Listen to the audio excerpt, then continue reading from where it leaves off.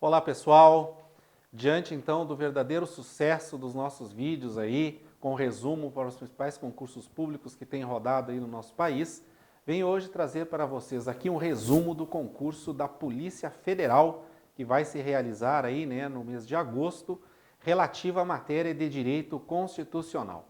Então eu sou o professor Márcio Lopes, aqui do curso Mandetta, na cidade de Campo Grande, Mato Grosso do Sul. Eu condensei para vocês um resumo sobre aqueles tópicos dos assuntos previstos no edital do concurso da Polícia Federal, aonde eu acredito, tenho a verdadeira convicção que estarão as questões às quais o examinador vai fazer alvo no próximo dia aí, de agosto, no final de semana do mês de agosto, aí, está prevista a nossa prova da Polícia Federal. Então vou começar falando com você sobre o artigo 5º da Constituição Federal e os principais tópicos deste artigo que costumam a ser cobrados em prova. A ideia é fazer um resumo de uma forma bastante dinâmica, que você consiga acompanhar, fruto já do estudo que você já fez para essa prova. Então, no artigo 5º nós falamos dos direitos individuais e coletivos. E eu começo perguntando para vocês quem são os titulares desses direitos. Os titulares desses direitos, pessoal, são os brasileiros, são os estrangeiros residentes aqui no Brasil e são também os estrangeiros em trânsito. Exemplo, um turista. Tanto os brasileiros quanto os estrangeiros residentes no Brasil, quanto os turistas que estão em trânsito no nosso país, também são titulares de direitos e garantias fundamentais. Tá? Em razão de qual princípio? Em razão de um princípio chamado princípio da universalidade. Graças ao princípio da universalidade, todos são titulares de direitos e garantias dentro do nosso país. Tá? Pessoa jurídica, pessoal, é titular de direitos e garantias fundamentais? A pessoa jurídica é titular de alguns direitos e garantias fundamentais, mas não de todos. Exemplo, a pessoa jurídica não é titular do habeas corpus. Por quê? Porque pessoa jurídica não pode ter a liberdade de locomoção cerceada. Pessoal, e os animais? Os animais são titulares de direitos fundamentais? Não. Os animais não são titulares de direitos fundamentais, mas são titulares de direitos constitucionais previstos no artigo 225 da Constituição Federal. Quais são as características dos direitos fundamentais? 3 características. Primeiro, os direitos fundamentais são fruto de uma evolução histórica, ou seja, a característica da historicidade. Segundo, os direitos fundamentais, eles são universais, ou seja, a todos, princípio da universalidade. Terceiro, relatividade. Nenhum direito é absoluto, nem mesmo o direito à vida é um direito absoluto. Então existe dentro do nosso sistema constitucional o choque de direitos fundamentais, choque de direitos que estão previstos no artigo 5º da Constituição Federal. Tá? Todos são iguais perante a lei em direitos e obrigações, mas essa igualdade, pessoal, ela não é uma igualdade absoluta. Nós temos a igualdade formal, que é a igualdade prevista na lei, e nós temos a igualdade material, que é aquela igualdade que visa dar um tratamento diferenciado às pessoas que têm, digamos assim, alguma hipossuficiência. Então, a previsão do tratamento desigual é para os desiguais, com o objetivo de diminuir essa desigualdade. Tá? Os tratamentos diferenciados previstos e expostos na nossa Constituição Federal, os principais são a imunidade parlamentar, que diz respeito ao cargo do parlamentar, o foro por prerrogativa de função, aonde o parlamentar é julgado, no Supremo Tribunal Federal, no STJ, depende da situação, do qual posto que o parlamentar ocupa, é o local que ele vai ser julgado.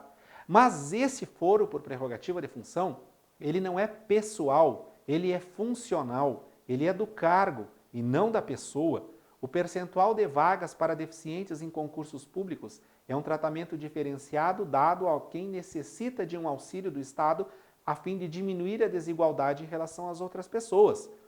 Pode um edital fixar limite de idade para concurso público, pessoal? Pode, desde que exista uma previsão na lei. Pode, desde que exista um nexo com a função que vai ser exercida. E pode, desde que seja colocado no edital. Eu preciso das três situações para que eu possa prever né, um limite de idade num concurso público. Se faltar qualquer uma delas, se eu tiver a lei e não tiver o nexo, não posso colocar no edital, tá? As ações afirmativas, pessoal, que visam a diminuir as desigualdades sociais que são arraigadas na nossa sociedade desde raros, históricos momentos, né? Desde o nosso descobrimento, com a chegada dos negros, dos escravos no Brasil, existe uma discriminação social entre certas partes da sociedade que iniciou com o negro, com a mulher, com a escravização, tá? Com a, digamos assim, a mulher não tinha direito a voto. A mulher foi ter direito a voto em 1934. Então hoje nós temos uma proteção ao mercado de trabalho da mulher, até porque a mulher foi inserida no mercado de trabalho com o tempo, tá? Nós temos cotas nas universidades para as pessoas de determinadas raças. Por quê? Porque essas pessoas foram excluídas da sociedade durante muito e muito tempo. Então nós temos essas cotas, tá? A vida é um direito absoluto? Não. Eu tenho, por exemplo, a pena de morte prevista em caso de guerra declarada. A vida é um direito absoluto? Não. Eu tenho o aborto necessário e o aborto sentimental. O aborto necessário é aquele que causa risco de vida à gestante. O aborto sentimental é aquela gravidez fruto de estupro. E eu ainda tenho, graças à DPF número 54, a previsão da interrupção da gravidez do feto anencéfalo. Essa previsão hoje que o STF concedeu, né, às mulheres, ao casal que está esperando um feto anencéfalo, a decisão de ter ou não essa criança é do casal, com base na dignidade da pessoa humana. Foi esse a sustentação, né, da votação no Supremo Tribunal Federal. A vida embrionária, ela é totalmente protegida? Segundo o STF, o embrião que cresce dentro do ventre materno, ele tem a proteção à vida. Agora, o embrião fora do ventre materno, não. E esse embrião é passível de manipulação para pesquisas, pelo princípio da solidariedade. Existe, pessoal, eutanásia e ortotanásia no Brasil? A eutanásia no Brasil é crime privilegiado. E a ortotanásia é regulamentada em lei, é prevista, desde que assistida pelo médico e desde que decidida pelo paciente e pela família. É possível a ortotanásia, tá? Igualdade de gênero. Homens e mulheres são absolutamente iguais em direitos e obrigações nos termos da Constituição Federal? Não. Homens e mulheres são iguais em direitos e obrigações nos termos desta Constituição. Ponto. Mas essa igualdade não é absoluta. Por quê? Porque eu tenho tratamentos diferenciados. Exemplo, eu tenho o serviço militar obrigatório para o homem e não é obrigatório para a mulher. Eu tenho a Lei Maria da Penha que protege a mulher e não protege o homem. Eu tenho a aposentadoria que em regra para a mulher é 5 anos antes. Eu tenho o trabalho da mulher sob proteção da lei previsto na Constituição Federal. Tá? Súmula vinculante número 11, uso de algemas. Pessoal, o policial pode usar algemas para prender alguém? Pode. Em que situação? Primeiro, quando quem for preso oferecer resistência. Segundo, quando houver receio de fuga. Terceiro, quando houver receio de violação à integridade física de terceiros ou da própria pessoa que está sendo presa. Nessas 3 hipóteses haverá possibilidade do uso de algemas. Fora dessas hipóteses, pode configurar uma violação por parte do policial que venha prender alguém e algemar. E o que pode acontecer? Pode acontecer a responsabilidade civil do policial, administrativa e até criminal do policial, penal. E vai acontecer também a responsabilidade civil do Estado. E poderá a prisão ser considerada o quê? Nula. Tá? Anular o ato da prisão. Por quê? Porque houve uma ilegalidade em relação ao uso das algemas. É importante ter atenção com a súmula vinculante número 11. Tá? É livre a expressão da atividade intelectual, artística, científica e de comunicação. Isso é livre no Brasil, independentemente de censura ou de licença. Ou seja, não existe censura e licença para o que eu acabei de falar para vocês. Tá? Quando você vai no teatro e vê um limite de idade para assistir aquela peça teatral, aquilo não tem nada de censura, aquilo não tem nada de licença. Lá no Estatuto da Criança e do Adolescente é previsto que, dependendo do espetáculo que vai ser proporcionado, que vai ser visualizado, deve haver uma anunciação prévia qual é o limite de idade, né, o limite de idade mínimo para olhar aquele espetáculo. Tá? Pessoal, no Brasil, então, é vedado censura e licença. E essas situações aí que eu falei para você são perfeitamente possíveis graças ao Estatuto da Criança e do Adolescente. São invioláveis a intimidade, a vida privada e a honra e a imagem das pessoas. Isso é inviolável, tá? Assegurado o direito à indenização pelo dano material, pelo dano moral decorrente dessa violação, tá? Pessoal, a casa é asilo inviolável do indivíduo. Nela ninguém podendo penetrar sem o consentimento do morador, salvo em caso de flagrante delito, desastre e para prestar socorro. E durante o dia pode entrar numa casa com autorização judicial. E o horário do dia compreende-se entre 6 horas da manhã e 18 horas, tá? É inviolável o sigilo da correspondência, das comunicações telegráficas, de dados e das comunicações telefônicas. Salvo no último caso, né, dos dados e das comunicações telefônicas, por ordem judicial, nas hipóteses e na forma que a lei estabelecer, para fins de investigação criminal ou instrução processual penal. Eu não vou ter essa violação por uma investigação administrativa ou civil, apenas para instrução criminal, processual penal, tá? Outra situação, pessoal, isso aqui é um direito absoluto? Não. Eu não posso usar da Constituição Federal, tá? Da garantia que a Constituição me dá para cometer um ilícito. Então, eu não posso usar desses direitos para cometer um ilícito. Quando eu estiver cometendo um ilícito, esses direitos serão violados por autorização judicial, tá? Interceptação telefônica, pessoal. Para acontecer uma interceptação telefônica somente com ordem do juiz, graças à reserva de jurisdição, somente em processo penal ou investigação criminal, civil e administrativo não vai ter interceptação telefônica, tá? Somente em investigações, cujo crime tem a pena de reclusão. Caso contrário, o juiz não vai conceder essa interceptação telefônica, tá? Sem ordem judicial, isso torna-se crime de interceptação telefônica. Pessoal, o que é serendipidade? Serendipidade é a descoberta por meio da interceptação telefônica de um outro crime, assim como o envolvimento de pessoas estranhas à investigação. É aceito pelo STF mesmo para crime com pena de detenção, tá? Quando que não vai haver interceptação telefônica? Com base em denúncia anônima, falta de indícios razoáveis da autoria ou participação de quem deverá ser grampeado e a prova puder ser feita por outro meio disponível, tá? É livre o exercício de qualquer trabalho, ofício ou profissão, atendidas as qualificações profissionais que a lei estabelecer. Então, a lei pode colocar limite para o exercício da profissão? Pode, sem problema nenhum. A todos é assegurado o acesso à informação e resguardado o sigilo da fonte. Quando? Quando necessário o exercício profissional. Exemplo, direito à informação. O repórter divulga a informação e ele não é obrigado a revelar qual é a fonte daquela informação, tá? Todos podem reunir-se pacificamente em locais abertos ao público, desde que não frustrem uma outra reunião convocada para o mesmo local. Por isso, é necessário que o prévio aviso, mas não precisa de autorização. Não precisa de autorização. Eu preciso do prévio aviso. Essa reunião tem que ser uma reunião pacífica, sem armas, em locais abertos ao público. Eu não posso fazer uma reunião e quebrar o patrimônio privado, o patrimônio público. Tem que ser uma reunião pacífica, tá? Eu exijo, a Constituição exige que tenha o prévio aviso à autoridade, mas ela não pede a autorização. Só não posso frustrar uma outra reunião convocada para o mesmo local, tá? Então, uma reunião tem que ser sem armas, para fins pacíficos, não pode frustrar outra reunião marcada para o mesmo lugar, não precisa de autorização e exige apenas a comunicação prévia. O STF se manifestou pela legalidade da marcha da maconha, com o exercício do quê? Da liberdade de manifestação, tá?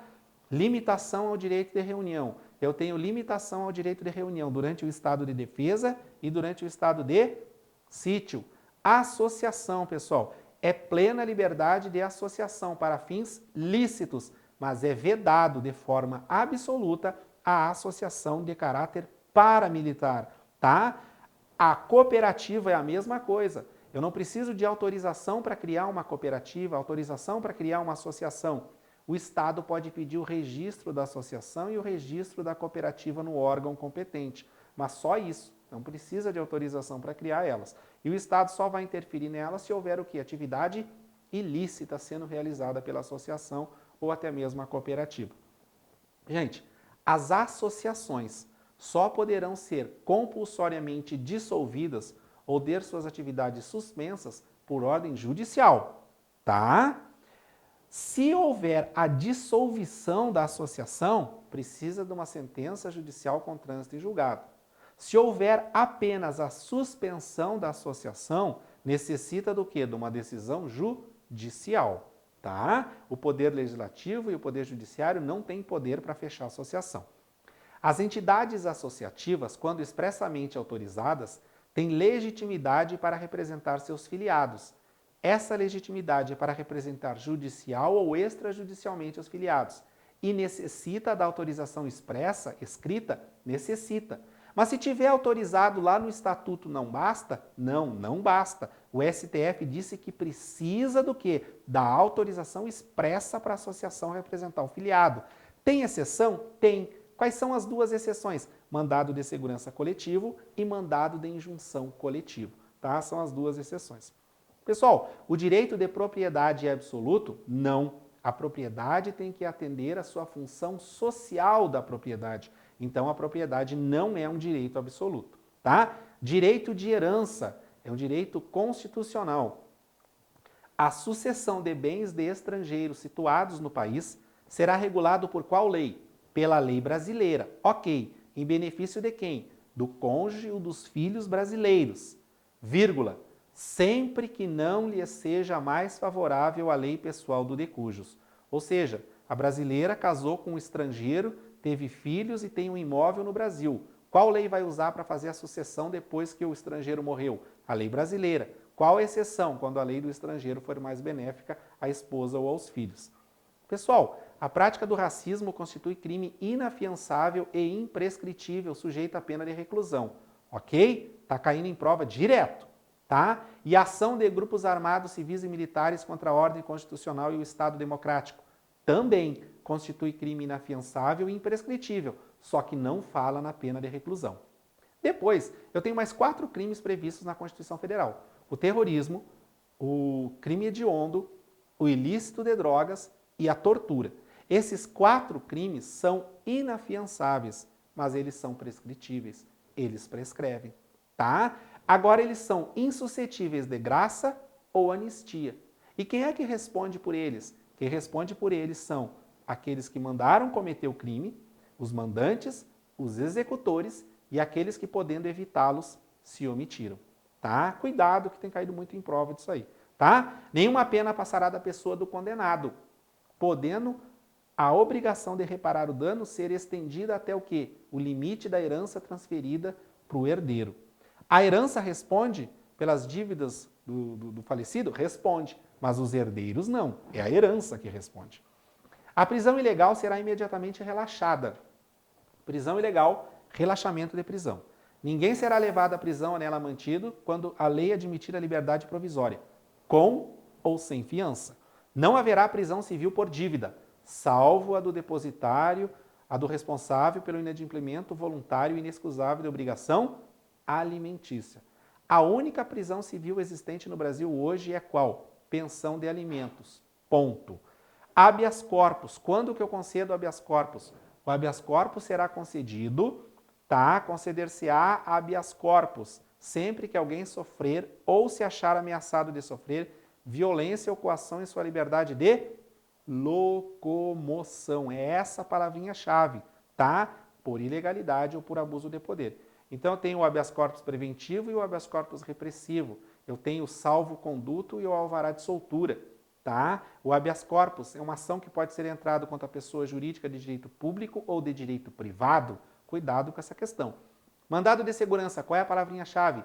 Direito líquido e certo, não amparado por habeas corpus ou habeas data. Ok? Quando o responsável pela ilegalidade ou abuso de poder for autoridade pública ou agente de pessoa jurídica no exercício de atribuições do poder público. Mandado de segurança coletivo. Quem é que pode impetrar mandado de segurança coletivo?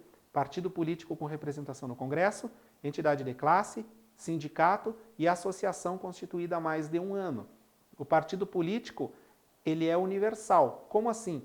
O partido político pode entrar com um mandado de segurança coletivo sobre qualquer assunto, entidade de classe, o sindicato e a associação sobre assuntos referentes às suas classes, tá? E não precisa ser sobre a totalidade dos associados. Ela pode representar parte dos associados, tá? O mandado de injunção é sempre que existir a falta de uma norma regulamentadora. Eu tenho um direito na Constituição, mas a lei não regulamentou o meu direito. Eu entro com o mandado de injunção, tá? E o Poder Judiciário vai me conceder esse direito de alguma forma. Conceder-se a mandado de injunção sempre que a falta de norma regulamentadora torne inviável o exercício dos direitos e das liberdades constitucionais e das prerrogativas inerentes à nacionalidade, à soberania e à cidadania. E aí nós temos o famoso exemplo, né, da lei de greve do servidor público. Vamos falar um pouquinho agora, pessoal, do habeas data, tá? Habeas data. Conceder-se-á habeas data quando? Quais são as palavrinhas-chave do habeas data? Quando eu querer uma informação, quando eu querer uma retificação de dados ou quando eu querer realizar uma anotação, tá? Num órgão público ou numa pessoa jurídica de direito privado no exercício das funções do poder público. Pessoa que seja dona de bancos de dados de interesse público. Eu peço essa informação, essa retificação, essa anotação e ela não me é concedida. Eu tenho que pedir, eu tenho que esperar passar 10 dias, eu tenho que ter um não tácito ou expresso. Eu tendo esta resposta, eu tendo passado esses 10 dias e eu não tendo alcançado o meu objetivo, eu entro com o habeas data. Tá? Ação popular. Qualquer cidadão é titular para entrar com ação popular. Quem é cidadão? Quem está no exercício dos direitos políticos. Qualquer cidadão é parte legítima para propor ação popular que vise a anular ato lesivo ao patrimônio público ou a entidade de que o Estado participe. Também moralidade administrativa, meio ambiente e ao patrimônio histórico e cultural, ficando o autor salvo comprovado má-fé, isento de custas judiciais e do ônus da sucumbência. Ok? Pessoal, todos no âmbito administrativo e judicial são asseguradas a razoável duração do processo e os meios que garantam a celeridade da sua tramitação. Importante saber também o parágrafo 3º do artigo 5º, os tratados e convenções internacionais sobre direitos humanos, que versem, né, sobre direitos humanos, tá? Que forem aprovados em cada casa do Congresso Nacional em 2 turnos de votação, por 3/5 dos votos, terão status de emenda constitucional. Tratado internacional sobre direitos humanos, votados em 2 turnos do Congresso Nacional, por 3/5 dos votos, terão status de emenda constitucional, tá? Direitos sociais dos trabalhadores. O trabalhador possui os seguintes direitos, gente: indenização contra despedida arbitrária ou sem justa causa, seguro-desemprego por desemprego involuntário. Se for voluntário, ele não tem direito. Ele tem direito a salário mínimo nacionalmente unificado, com reajustes periódicos, piso salarial proporcional à extensão e à complexidade do trabalho, irredutibilidade do salário, salvo o quê? Salvo acordo ou convenção coletiva, garantia do salário mínimo para quem recebe remuneração variável, é o direito do trabalhador, ele nunca vai receber menos que o salário mínimo, e 13º salário com base na remuneração integral. Na remuneração integral de qual mês? Do mês de dezembro, tá? Remuneração noturna superior à diurna. Ele também tem direito à participação nos lucros ou resultados da empresa, desvinculada da remuneração dele. É direito do trabalhador. Ele também tem direito ao salário família, pago em razão do dependente do trabalhador de baixa renda. E, pessoal, cuidado! É crime a retenção dolosa do salário do trabalhador. Pô, como assim é crime? Imagine o trabalhador foi trabalhar no interior do município, o patrão tem um armazém e vende na caderneta arroz, feijão, óleo para aquele trabalhador. No final do mês, o trabalhador ganha R$1.000 e está devendo R$500 no armazém. O empregador vai lá e desconta R$500 e paga só 500 para o empregado. Pode? Não pode. Ele tem que pagar os 1.000 para o empregado pega os R$1.000, vai lá e paga 500 para ele. Ele não pode reter o salário do empregado, tá?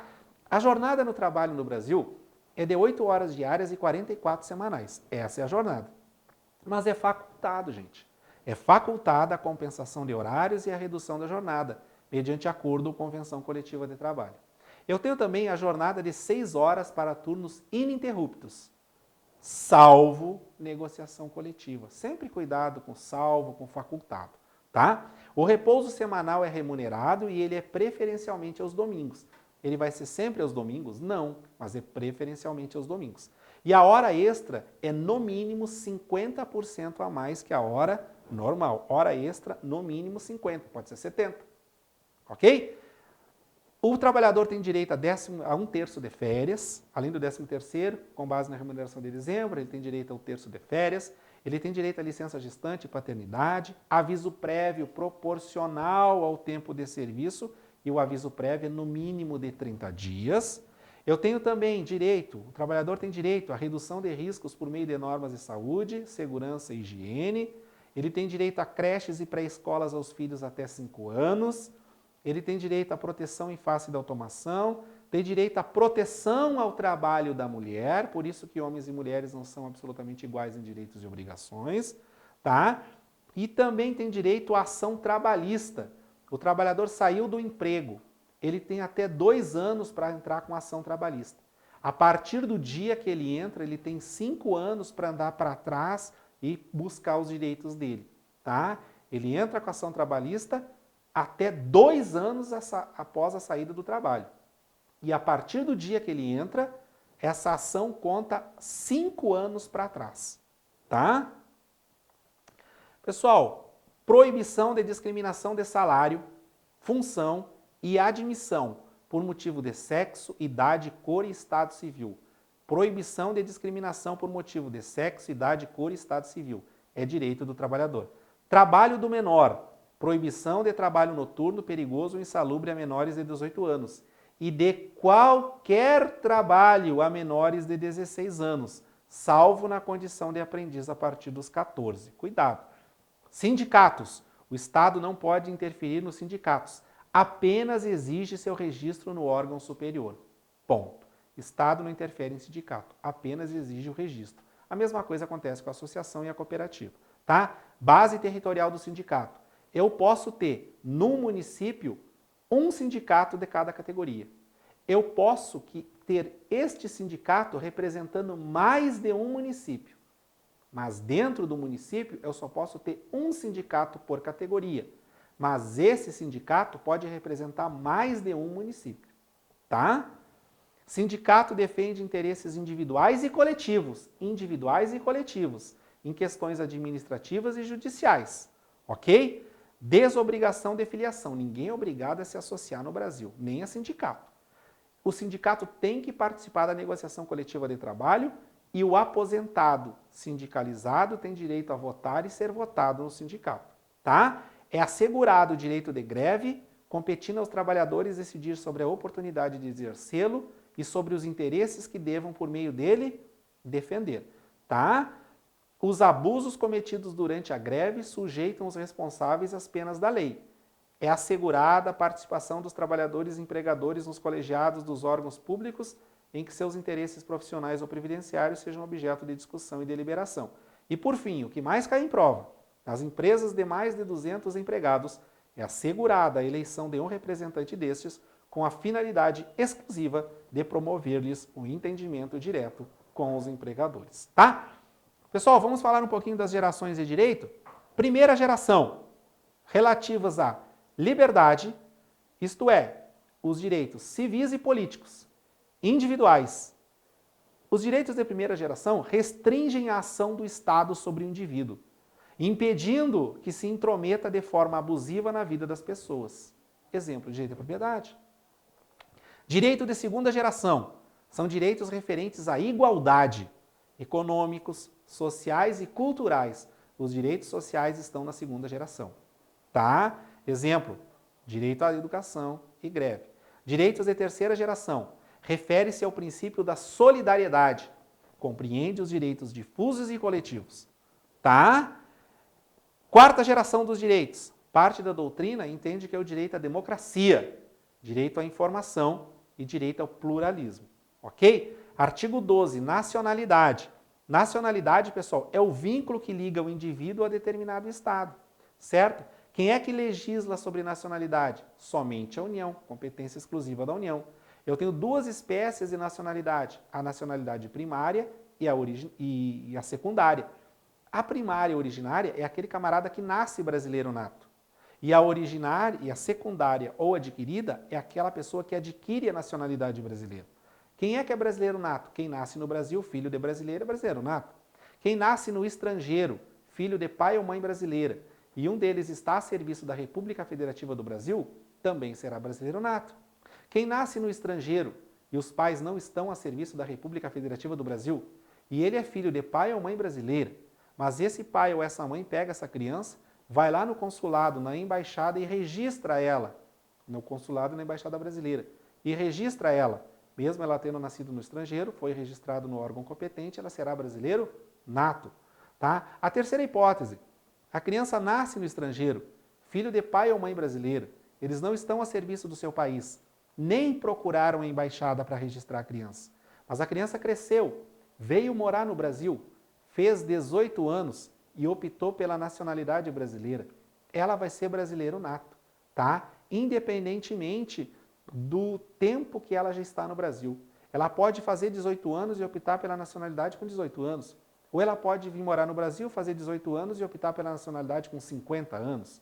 Tá? Ela vai optar e vai ser brasileiro nato. E a quarta hipótese de brasileiro nato, pessoal, é o filho de estrangeiro que nasce no Brasil e os seus pais não estão a serviço do seu país. Essa criança vai ser o quê? Brasileiro nato. Tá?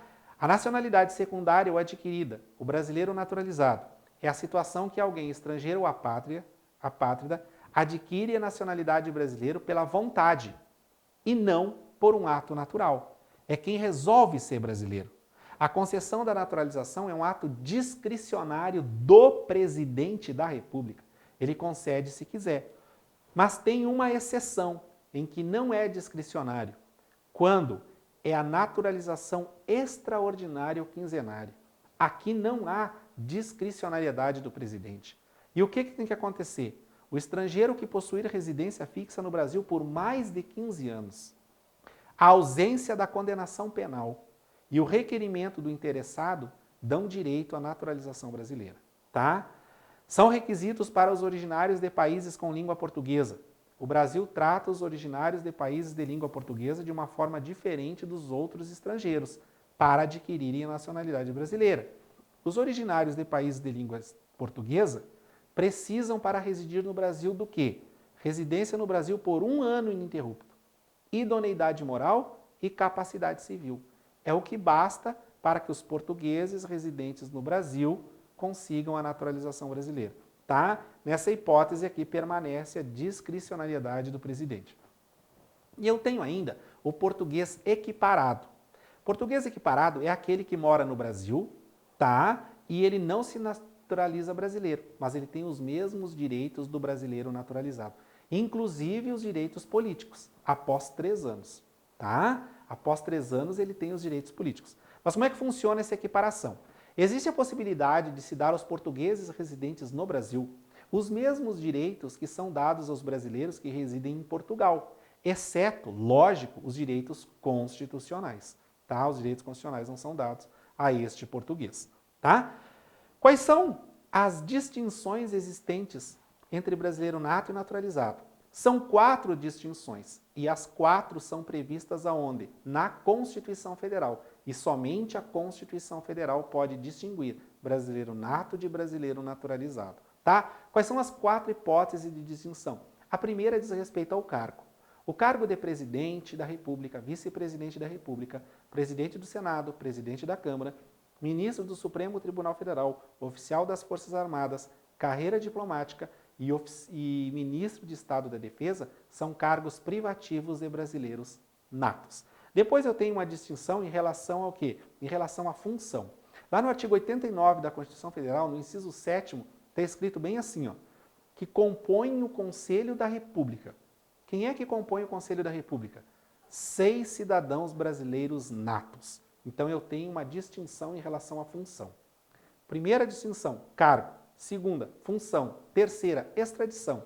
Pessoal, o brasileiro nato jamais será extraditado, mas o brasileiro naturalizado poderá ser extraditado. Quando? Quando ele cometer crime comum antes da naturalização. Quando mais que o brasileiro naturalizado poderá ser extraditado? Quando ele se envolver com o tráfico ilícito de entorpecentes. E aí não interessa o tempo, Pode ser antes ou pode ser depois que ele poderá ser extraditado. E por fim, a quarta hipótese de distinção prevista na Constituição Federal entre brasileiros natos e brasileiros naturalizados diz respeito à propriedade. A propriedade da empresa jornalística de radiodifusão sonora e de sons e de imagens é privativa de brasileiros natos, ok? Ou naturalizados há mais de 10 anos. Então, o nato pode ser proprietário dessas empresas jornalísticas. Agora, o naturalizado só pode ser proprietário se ele for naturalizado há mais de 10 anos, tá? Pessoal, como que acontece para um brasileiro adquirir uma outra nacionalidade? São necessários 3 requisitos para o brasileiro adquirir uma outra nacionalidade. Primeiro requisito, ele tem que ser voluntário, lógico. Segundo, ele tem que ter capacidade civil, por exemplo, ele não pode ser um menor de idade. E terceiro, aquisição da nacionalidade estrangeira. Por quê? Porque nenhum brasileiro vai ficar apátrida sem uma nacionalidade, ok? Os efeitos da perda da nacionalidade brasileira, eles são ex nunc, ou seja, eles não retroagem. Tudo o que aconteceu na vida daquela pessoa enquanto ela era brasileira continua valendo para o mundo jurídico. Tá? Na hipótese de perda de nacionalidade, a pessoa poderá readquiri-la por meio de um procedimento de naturalização. Agora, olhem só, se o brasileiro nato, tá, ele adquirir uma outra nacionalidade e ele querer adquirir a nacionalidade brasileira novamente, ele passará a ser um brasileiro naturalizado, não mais será um brasileiro nato. Tá? Essa situação aplica-se, né, tanto ao brasileiro nato quanto ao naturalizado, um procedimento para readquirir novamente a nacionalidade brasileira. Vamos falar agora da dupla nacionalidade, que causa bastante, né, digamos assim, curiosidade nas pessoas, como que se tem uma dupla nacionalidade. A primeira hipótese de dupla nacionalidade, pessoal, é a nacionalidade originária reconhecida por um país estrangeiro. Exemplo. Atualmente no Brasil, os brasileiros que são descendentes de italianos, eles têm a possibilidade de adquirirem a nacionalidade italiana, sem perder a brasileira. Por quê? Porque a Itália reconhece este vínculo de um brasileiro com um descendente italiano. Aí a pessoa vai ter a nacionalidade italiana e a nacionalidade brasileira. Então, o reconhecimento de nacionalidade originária pela lei estrangeira é uma das possibilidades de dupla nacionalidade para o brasileiro. Essa nacionalidade originária refere-se à nacionalidade estrangeira, tá? Está escrito aí no material, exemplo é a Itália, que reconhece como italiano os descendentes de italianos sem perder a nacionalidade brasileira. A outra hipótese do brasileiro ter dupla nacionalidade é quando o brasileiro vai para o exterior, por exemplo, um jogador de futebol. Ele vai jogar num clube da Ásia. Só que lá na Ásia, dizem para ele assim, para você jogar futebol aqui e ter os seus direitos civis, você é obrigado a se naturalizar aqui. O jogador de futebol brasileiro, ele não quer se naturalizar, mas ele é obrigado a se naturalizar. Como ele é obrigado a se naturalizar, ele não perde a nacionalidade brasileira e adquire também a nacionalidade daquele país, ficando com a dupla nacionalidade, tá? Vamos falar agora um pouquinho dos direitos políticos, pessoal. Os direitos políticos podem ser concedidos de 3 formas: diretamente, indiretamente ou de uma forma mista, quando engloba a forma direta e a forma indireta. No Brasil, os direitos políticos são exercidos de uma forma mista, tá? Por vezes nós exercemos o nosso direito político diretamente e por vezes nós exercemos o nosso direito político indiretamente, tá? O povo, o cidadão, ele exerce o seu direito político diretamente quando? Quando ele vota num plebiscito, quando ele vota num referendo. Por quê? Porque a decisão do povo vincula o Congresso Nacional na aprovação da lei, tá? Terceira hipótese, iniciativa popular de lei. Nós podemos apresentar um projeto de lei à Câmara dos Deputados. Como que funciona? Precisamos fazer um projeto de lei. Esse projeto de lei tem que ter a assinatura de 1% do eleitorado brasileiro, dividido em 5 estados e não menos de 0,3% das assinaturas de cada estado para pegar este projeto de lei e enviar à Câmara dos Deputados, aonde vai ser votado e tornar-se uma lei. Nós também exercemos o nosso direito político diretamente por meio de uma ação popular, tá? Ação popular, que está previsto lá no artigo 5º da Constituição Federal, é um instituto pelo qual nós podemos proteger o patrimônio público, tá? A moralidade administrativa e o meio ambiente. Quando nós entramos com essa ação, nós estamos exercendo os nossos direitos políticos de uma forma direta. Por quê? Porque para entrar com uma ação popular, eu tenho que estar em dia com os meus direitos políticos. Eu tenho que ser o quê? Um cidadão. O cidadão é aquele que vota e pode ser votado, tá? e também o direito de participação na administração pública. Hoje, pessoal, nós temos o direito de opinar em relação ao serviço público que é prestado, dizer se o serviço é bom, se o serviço é ruim, sugerir e se manifestar sobre os maus atendimentos. Esse é o direito de participação no serviço público. Também é um direito, uma forma de exercer diretamente o nosso direito como cidadão, tá? Nós temos, pessoal, também a capacidade dos direitos políticos. Como que funciona essa capacidade dos direitos políticos, tá? Nós temos a capacidade ativa e a capacidade passiva. A capacidade ativa é aquela possibilidade que nós temos de votar em alguém. E a capacidade passiva é aquela capacidade que nós temos de ser votados, é a elegibilidade, tá? Então, a capacidade ativa, o direito de votar, ele começa aos 16 anos, não de forma obrigatória, porque a forma obrigatória é a partir dos 18 anos. E a capacidade passiva se adquire gradativamente. Com 18 anos eu posso ser vereador, com 21 anos eu posso ser prefeito, com 30 anos eu posso ser governador e com 35 anos eu posso ser presidente da República. Ou seja, a capacidade passiva de ser eleito eu vou adquirindo gradativamente, tá? Quanto à abrangência, pessoal, o sufrágio eleitoral ele pode ser universal ou restrito. Atualmente no Brasil o sufrágio universal ele é o quê? Universal. Por quê? Porque todos podem votar. Independente de você ser do sexo masculino ou feminino, tá? Independente de você ser analfabeto ou ser alfabetizado, todos podem votar, dependente da sua classe econômica. Antigamente no nosso país as mulheres não votavam, tá? Quem não tinha propriedade não votava, era o voto censitário, tá? O que nós chamamos de voto restrito. Hoje não. Hoje o voto é o quê? O voto é universal, todos podem votar, tá? O alistamento eleitoral e o voto são obrigatórios. Para quem? Para quem tem entre 18 e 70 anos, desde que alfabetizados e estejam em plena capacidade civil. Aí o voto é obrigatório. Para quem que o voto é facultativo no Brasil? Para os analfabetos, para os que tenham entre 16 e 18 anos e para os maiores de 70 anos o voto também será facultativo.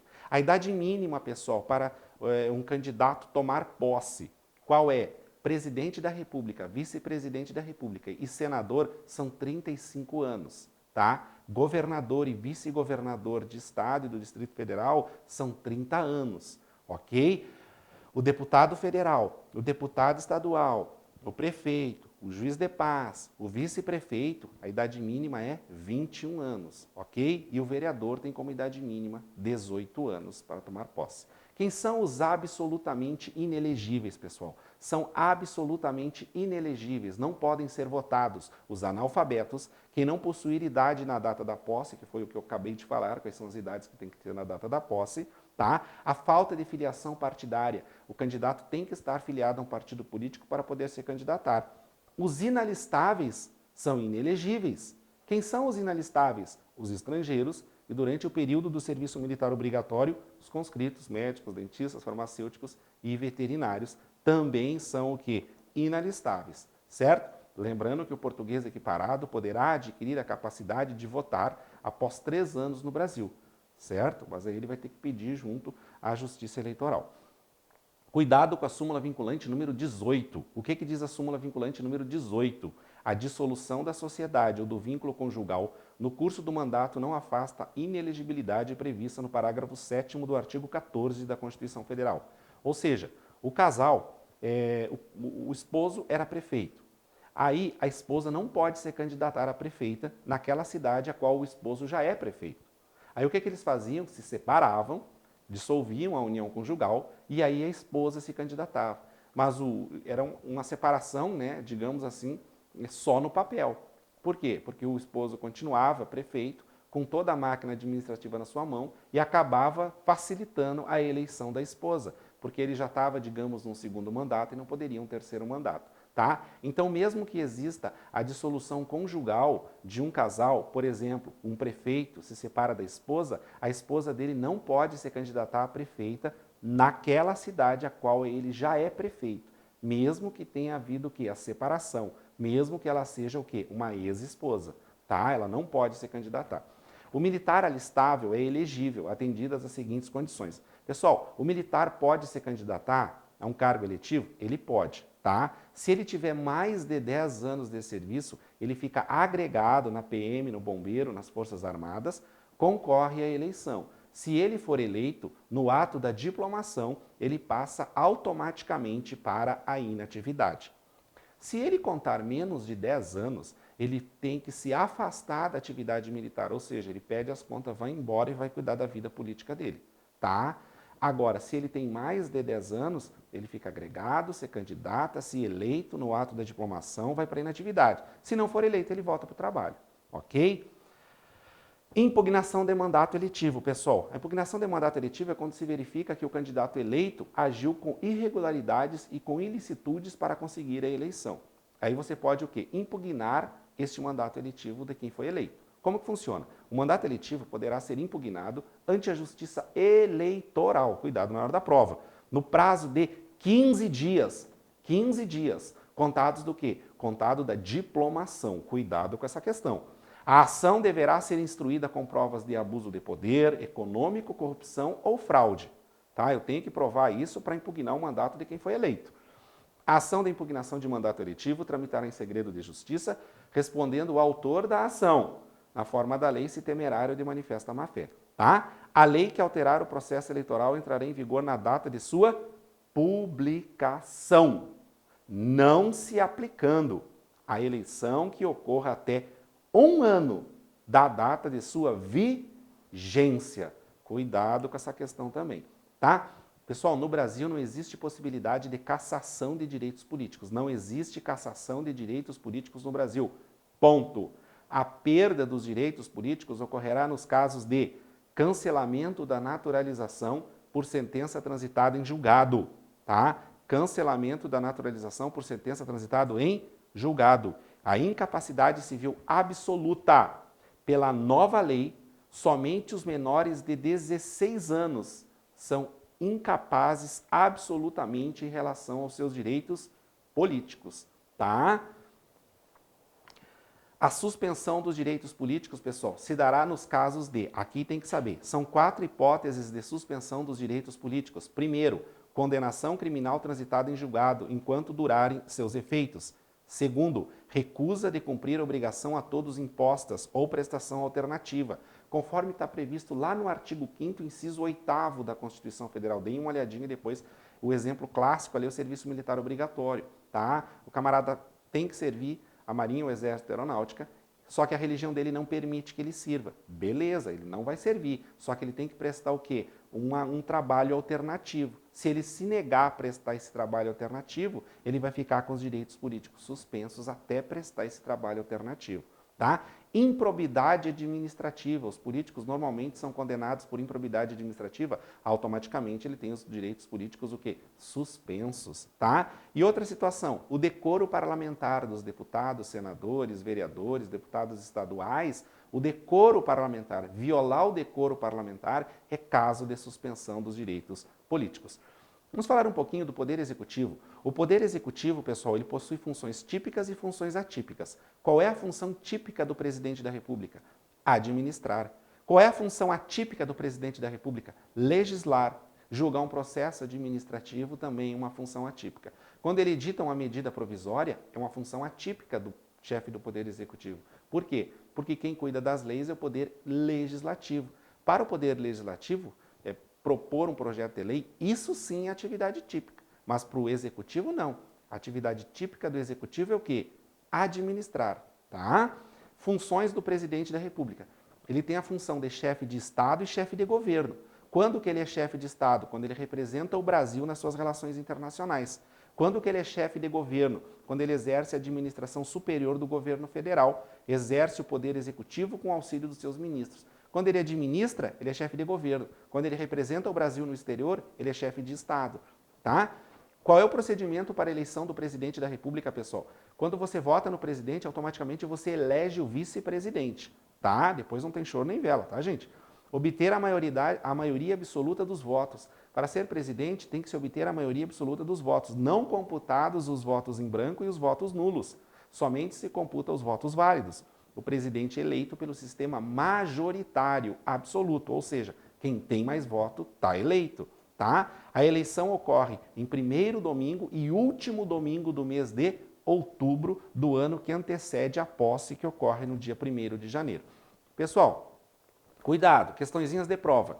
Se antes de realizado o segundo turno ocorrer a morte, a desistência ou impedimento legal de candidato, antes de realizado o segundo turno, convocar-se-á dentre os remanescentes o de maior votação, ou seja, eu chamo o terceiro colocado para o segundo turno, tá? Se houver mais de um candidato com a mesma votação, qualificar-se-á sempre o mais idoso.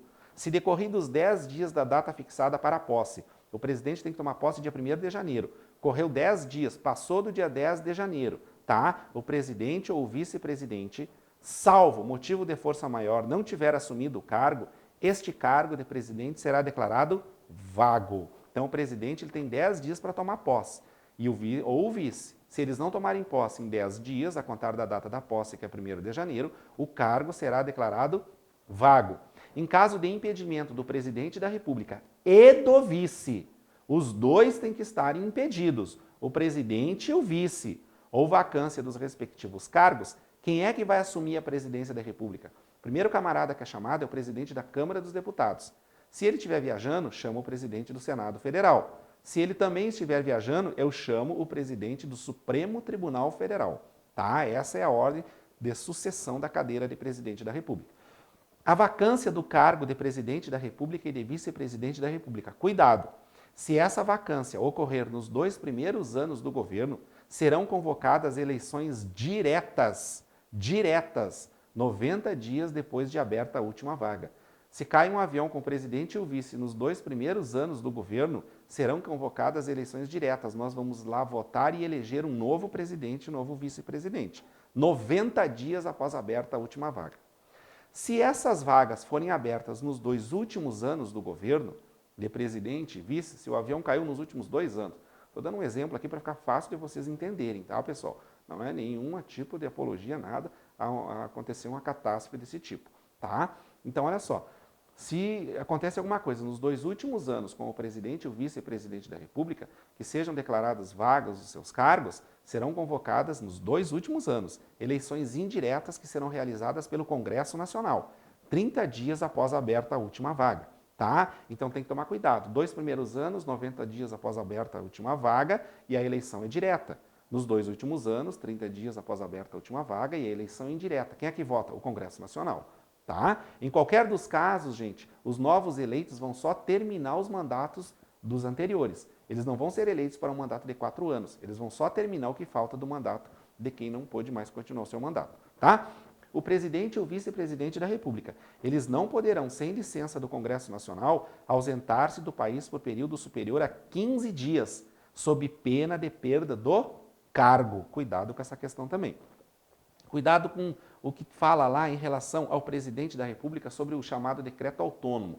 Olha só, o presidente da República, ele pode dispor mediante decreto sobre, isso aqui cai na prova, letra A, ele pode dispor mediante decreto, o presidente, letra A, organização e funcionamento da administração federal. Quando? Quando não implicar aumento de despesa nem criação ou extinção de cargos públicos. Letra B, extinção de funções ou cargos públicos. Quando? Quando vagos. Tá? O presidente da República, pessoal, tá? Ele também é atribuição dele decretar o estado de defesa e o estado de sítio. Ele decreta. E olha a diferença em relação à intervenção federal. Ele decreta e executa a intervenção federal, tá? Mas o estado de sítio, para ele decretar o estado de sítio, ele tem que pedir autorização do Congresso Nacional, tá? A intervenção federal ele decreta, ele executa, depois o Congresso referenda. O estado de defesa a mesma coisa. Agora o estado de sítio primeiro ele tem que pedir autorização, tá? Cuidado com esse detalhe. Pessoal, prerrogativas processuais penais do presidente da República. O presidente da República tem foro especial por prerrogativa de função. Ele é julgado aonde? No Supremo Tribunal Federal, nos crimes comuns, tá? O presidente da República tem imunidade temporária quanto à prisão, tá?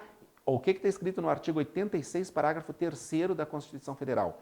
Enquanto não sobrevier sentença condenatória nas infrações comuns, o presidente da República não estará sujeito à prisão. Ponto. Nestes termos, é vedada qualquer forma de prisão, antes da decisão condenatória definitiva, seja prisão em flagrante, temporária ou preventiva, o presidente não pode sofrer. A terceira prerrogativa processual do presidente da República é a imunidade temporária à persecução criminal. Tá? Artigo 86, parágrafo 4º. O presidente da República, na vigência de seu mandato, não pode ser responsabilizado por atos estranhos ao exercício de sua função.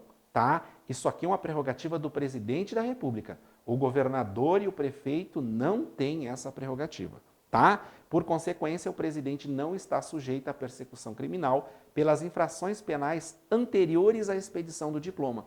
O que ele estava respondendo, o prazo prescricional congela, fica suspenso, depois que terminar o mandato que ele vai responder. Tá? Processo de impeachment do presidente da República. Começa com uma denúncia. Quem que pode denunciar o presidente? Qualquer cidadão. Denuncia para quem? Para o presidente da Câmara dos Deputados. Aí, o presidente da Câmara vai verificar se esse crime a qual houve a denúncia tem nexo com a função.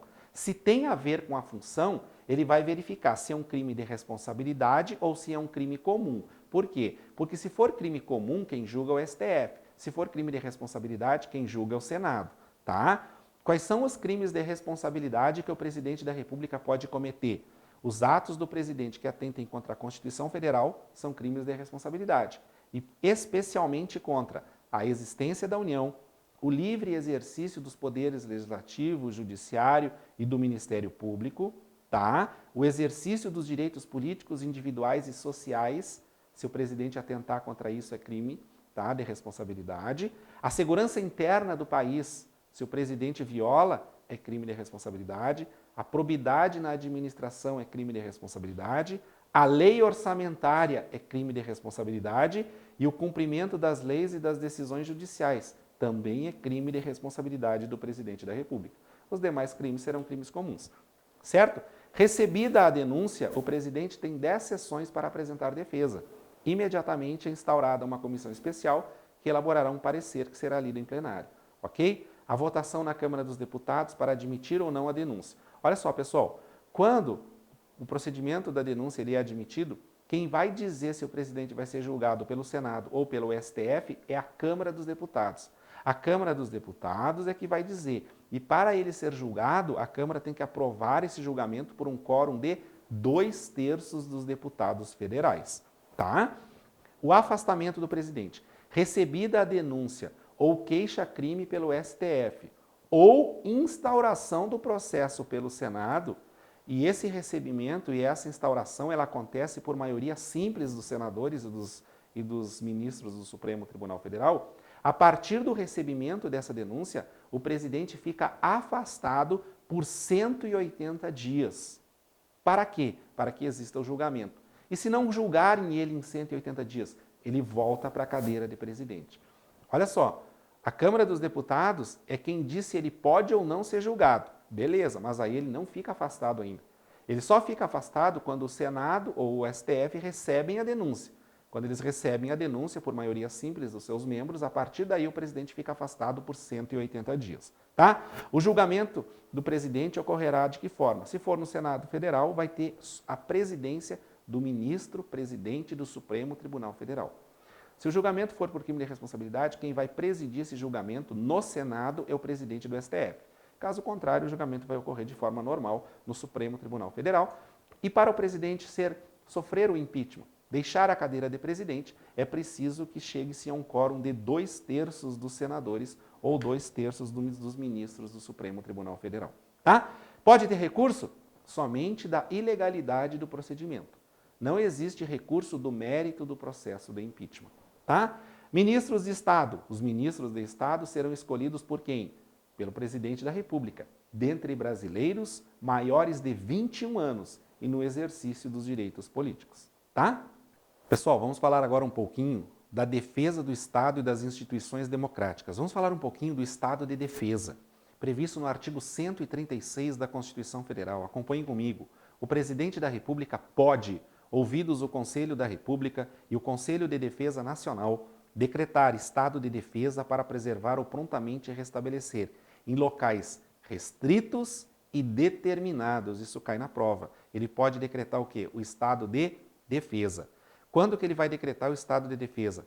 Para manter a ordem pública, a paz social ameaçados por grave e iminente instabilidade institucional, áreas atingidas por calamidades de grandes proporções à natureza. Nessas hipóteses, o presidente poderá decretar o estado de defesa. Tá?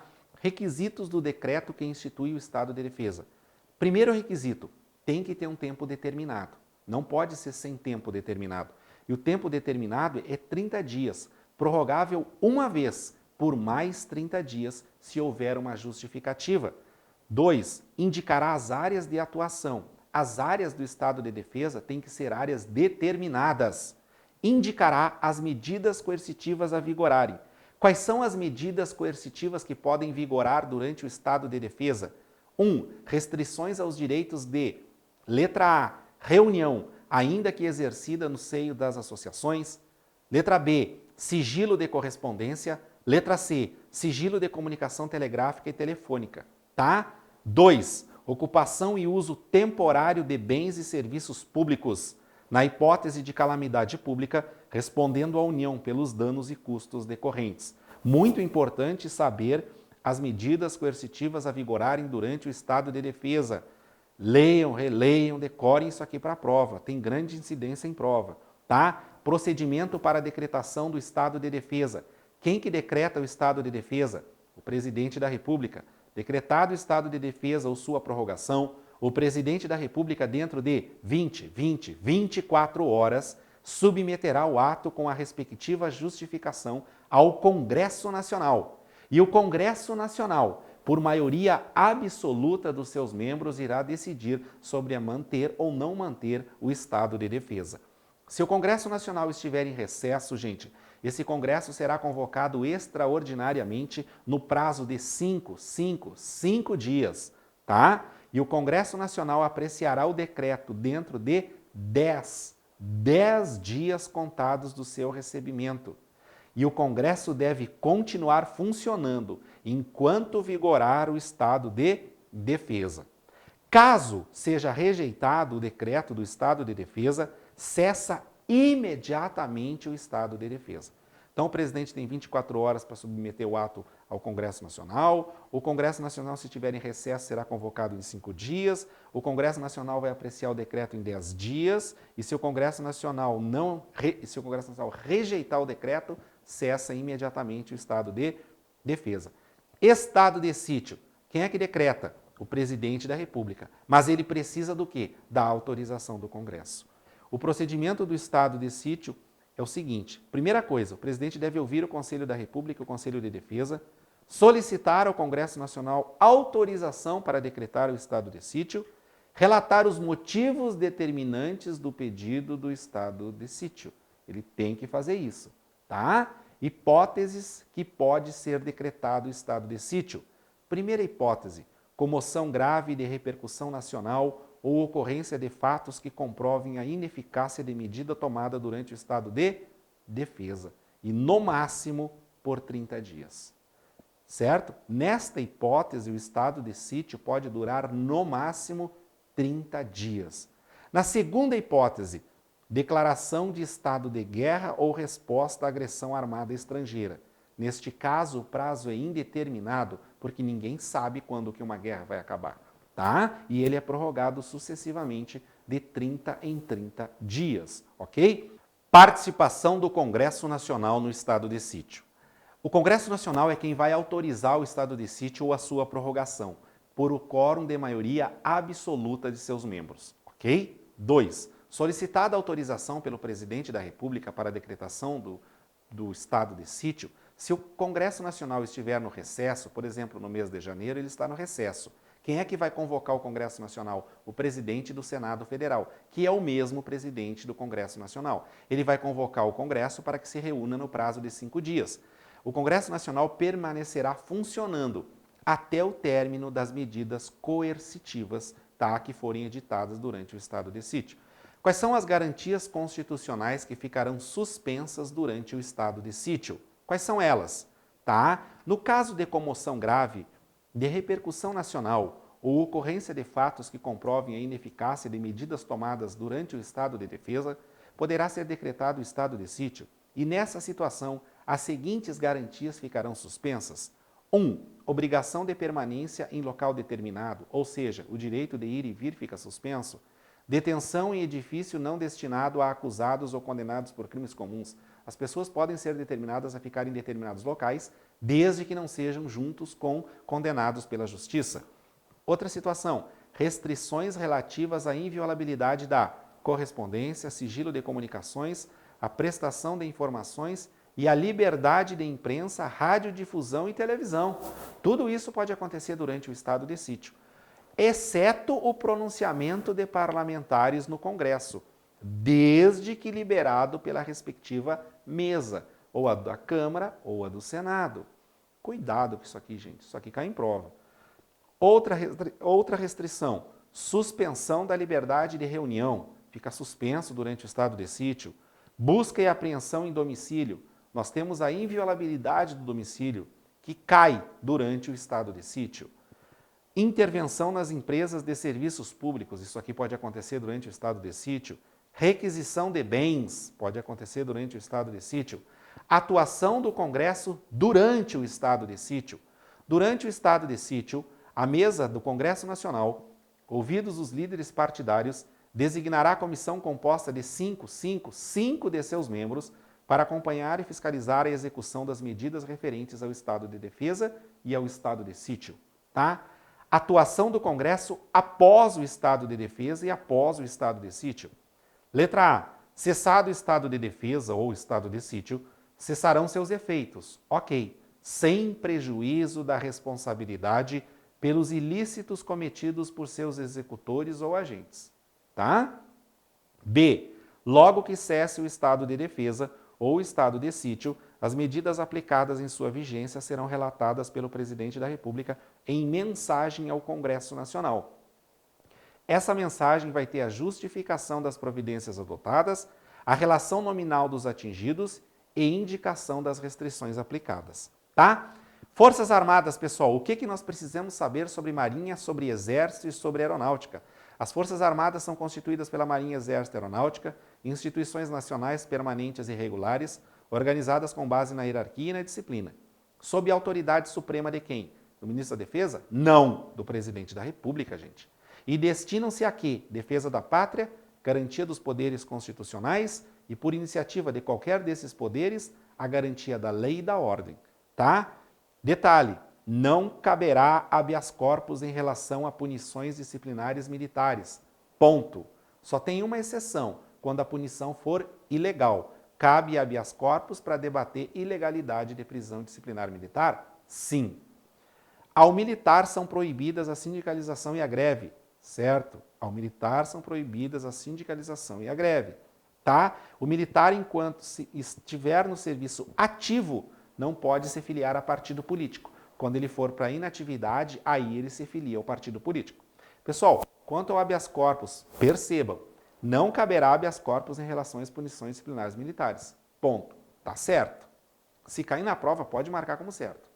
Se falar na exceção, qual é a exceção? Ilegalidade na prisão. Tá? O serviço militar é obrigatório nos termos da lei. As mulheres e os eclesiásticos ficam isentos do serviço militar obrigatório em tempo de paz, sujeitos, porém, a outros encargos que a lei lhes atribuir. Segurança pública. Quais são os órgãos de segurança pública que nós temos, pessoal? Nós temos 6 órgãos de segurança pública, 3 federais e 3 estaduais. Nós temos a Polícia Federal, a Polícia Rodoviária Federal e a Polícia Ferroviária Federal. Depois nós temos a Polícia Civil, a Polícia Militar e o Bombeiro Militar, que é o responsável pela segurança, pela defesa civil. Vamos falar um pouquinho da Polícia Federal, tá? Instituída por lei como órgão permanente, organizado e mantido pela União e estruturado em carreira. A Polícia Federal, pessoal, ela destina-se o quê? A apurar as infrações penais contra a ordem política e social ou em detrimento de bens, serviços e interesses da União, tá? Ela também é responsável, pessoal, por apurar as infrações cuja prática tenha repercussão interestadual e internacional e exija repressão uniforme, segundo se dispuser em lei, tá? Quando que a PF tem responsabilidade por apurar as infrações que tenham repercussão interestadual ou internacional? Quando que ela é responsável por apurar isso aqui? quando necessitar uma repressão uniforme, tá? Outra situação que a Polícia Federal é responsável, ela é responsável por prevenir e reprimir o tráfico ilícito de entorpecentes e drogas afins, o contrabando e o descaminho. A Polícia Federal também exerce as funções de polícia marítima, aeroportuária e de fronteiras. E a Polícia Federal exerce com exclusividade, é a única coisa que ela exerce com exclusividade, é o quê? As funções de polícia judiciária da União. Aí ele exerce com exclusividade. Compete à Justiça Federal processar e julgar ação penal referente a crime cometido contra a sociedade de economia mista quando demonstrado o interesse jurídico da União, tá? Ordem social, pessoal. Vamos falar um pouquinho da ordem social, tá? Da seguridade social. A seguridade social compreende um conjunto integrado de ações de iniciativa dos poderes públicos e da sociedade, destinadas a assegurar os direitos relativos a 2 pontos: saúde, previdência e assistência social. Então, a seguridade social compreende saúde, previdência e assistência social. A seguridade social tem por base os seguintes objetivos. Quais são os objetivos, então, pessoal, da seguridade social? 1. Universalidade. Esses objetivos também são chamados de princípios. Universalidade de cobertura e do atendimento. Todo mundo tem acesso à seguridade social. 2. Uniformidade e equivalência dos benefícios e serviços às populações, urbanas e rurais. Até a Constituição de 88, quem trabalhava no campo recebia meio salário mínimo quando se aposentava. E quem trabalhava na cidade recebia o salário integral. Hoje não existe mais essa distinção. Existe a uniformidade entre campo e cidade, tá? Entre o urbano e o rural. Seletividade e distributividade na prestação dos benefícios e serviços. O maior número de pessoas busca de quem precisa do auxílio do Estado. Então, a Seguridade Social busca atender o maior número de pessoas e principalmente aquelas pessoas que buscam o auxílio do Estado. Irredutibilidade do subsídio. Ninguém vai receber menos que um salário mínimo da Seguridade Social. Equidade na forma de participação do custeio. Cada um vai contribuir de uma forma dentro das suas possibilidades, dentro do custeio da Seguridade Social. Diversidade da base de financiamento. Diversidade da base de financiamento é um princípio da Seguridade Social. Caráter democrático e descentralizado da administração, mediante gestão quadripartite. Atenção! Gestão quadripartite, com participação dos trabalhadores, dos empregadores, dos aposentados e do governo nos órgãos colegiados, tá? Da saúde. A assistência à saúde é livre à iniciativa privada. A assistência à saúde é livre à iniciativa privada. Ok. Primeiro, as instituições privadas poderão participar de forma complementar do Sistema Único de Saúde. É de forma complementar. Cuidado!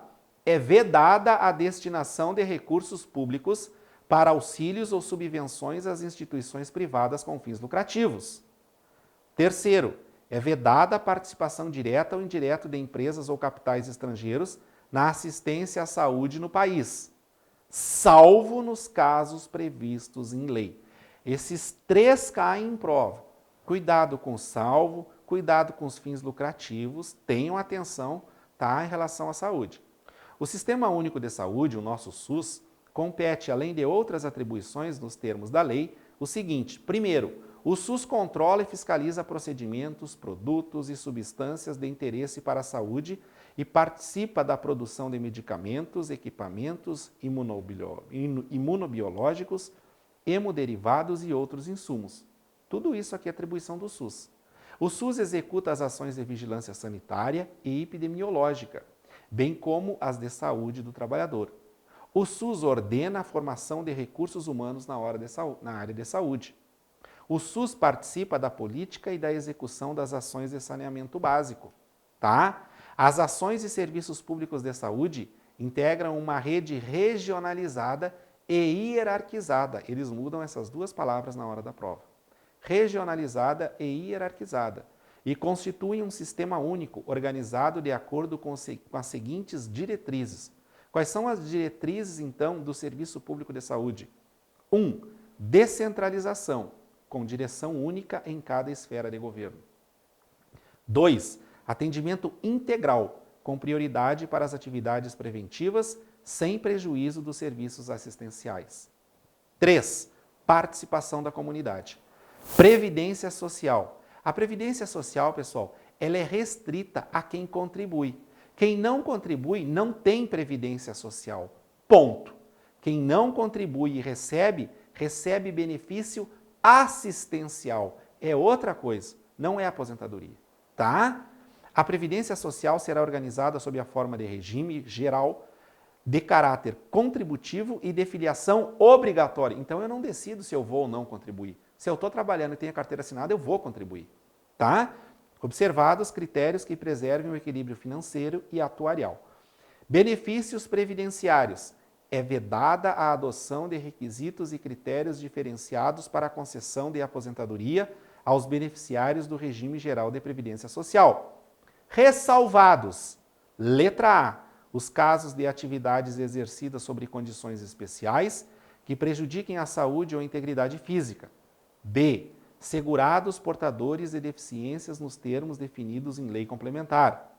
C. Os professores, tá? Que trabalhem exclusivamente no ensino fundamental ou médio. O homem vai se aposentar com 30 anos e a mulher vai se aposentar com 25 anos. Então, são as ressalvas em relação aos benefícios previdenciários, essas 3 aí que eu passei para vocês. Da assistência social.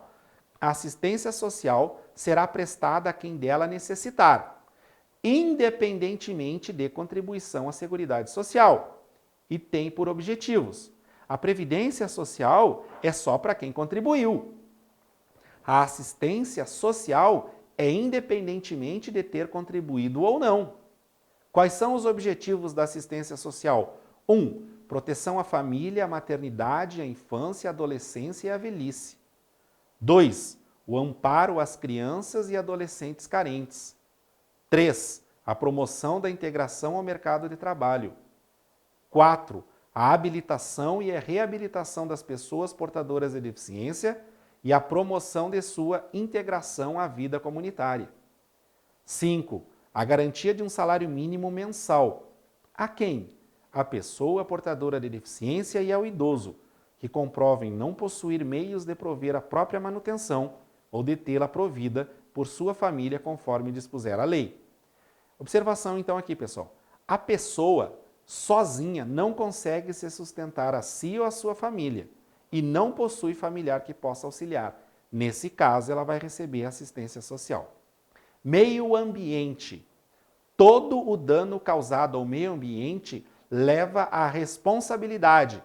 Olha a questão da prova. Responsabilidade objetiva, independente de culpa. Ponto. Acertou a questão da prova. Tá? É a teoria do risco integral. É a obrigação ambiental de reparar. Não há excludente de culpabilidade. Não há caso fortuito, força maior ou culpa exclusiva da vítima. Tá? Nesse caso, a responsabilidade é objetiva, independentemente de culpa. Teoria do risco integral. Obrigação ambiental de reparar o dano. Vai ter que reparar o dano. Tá? Meio ambiente ainda. A floresta amazônica brasileira, a Mata Atlântica, a Serra do Mar, o Pantanal Mato-Grossense e a Zona Costeira são patrimônio nacional. É patrimônio nacional, tá? Não é bem da União. A prova escreve aqui, sabe o quê? Bem da União. A floresta amazônica é um bem da União. Não, são patrimônio nacional, é outra coisa. E sua utilização far-se-á na forma da lei, dentro de condições que assegurem a preservação do meio ambiente, inclusive quanto ao uso dos recursos naturais. Índios.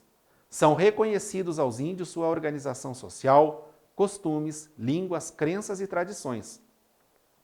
E os direitos originários sobre as terras que tradicionalmente ocupam, competindo a quem? A União, demarcá-las, proteger e fazer respeitar todos os seus bens. São terras tradicionalmente ocupadas pelos índios. Letra A. As por eles habitadas em caráter permanente, as utilizadas por suas atividades produtivas, as imprescindíveis à preservação dos recursos ambientais necessários a seu bem-estar, e as necessárias à sua produção física e cultural, segundo seus usos, costumes e tradições. Atenção! As terras tradicionalmente ocupadas pelos índios destinam-se à sua posse permanente, cabendo-lhes o usufruto exclusivo das riquezas do solo, dos rios e dos lagos nelas existentes, e o aproveitamento dos recursos hídricos, cuidado, incluídos os potenciais energéticos, a pesquisa e a lavra das riquezas minerais, em terras indígenas, só podem ser efetivados com autorização de quem? Do Congresso Nacional. Ouvidas as comunidades afetadas, ficando-lhe assegurada participação nos resultados da lavra na forma da lei. As terras dos índios são inalienáveis e indisponíveis, e os direitos sobre elas imprescritíveis. Questãozinha de prova. É vedada, é proibida a remoção dos grupos indígenas de suas terras, salvo, qual é a exceção? A exceção, né, a de referendo do Congresso, a mando do Congresso Nacional, em caso, autorização, né, em caso de catástrofe ou epidemia que ponha em risco sua população, a população indígena, ou no interesse da soberania do país. Por exemplo, um caso de invasão externa. Após a deliberação do Congresso Nacional, garantindo em qualquer hipótese o retorno imediato, logo cesse o risco, tá? Então aí, pessoal, eu passei para os senhores um resumo de todo o conteúdo de direito constitucional do concurso, né, da Polícia Federal, que vai acontecer aí no próximo aí, mês de agosto do ano de 2018, tá? Trabalho aqui no curso Mandetta, na cidade de Campo Grande, Mato Grosso do Sul, onde nós temos diversos cursos online, cursos presenciais sobre os principais concursos que nós temos no Brasil, cursos, né, na área de direito constitucional, direito administrativo, cursos que online, que podem ser usados em diversos concursos públicos, e temos também uma área presencial, né, muito forte, onde normalmente nós conseguimos aí atingir 100% de quase todos os concursos públicos que nós ministramos na área presencial. 100% dessas questões dos últimos concursos aí, nós temos conseguido passar para os alunos em sala de aula, o que pode ser, né, visto aí pelos próprios alunos e comentado pelos próprios alunos após as provas, o sucesso que nós temos tido nos concursos, né, nas áreas aí de direito constitucional, direito administrativo e todas as áreas aí que a Mandetta vem trabalhando. Então eu desejo a vocês uma boa sorte, sucesso nessa prova, espero que o vídeo auxilie, tenho a certeza e a convicção que vai auxiliar na maior parte das questões, se não em todas, a respeito da nossa Constituição Federal, que foi o professor Márcio Lopes, curso Mandetta, Campo Grande, Mato Grosso do Sul. Obrigado, pessoal, e sucesso!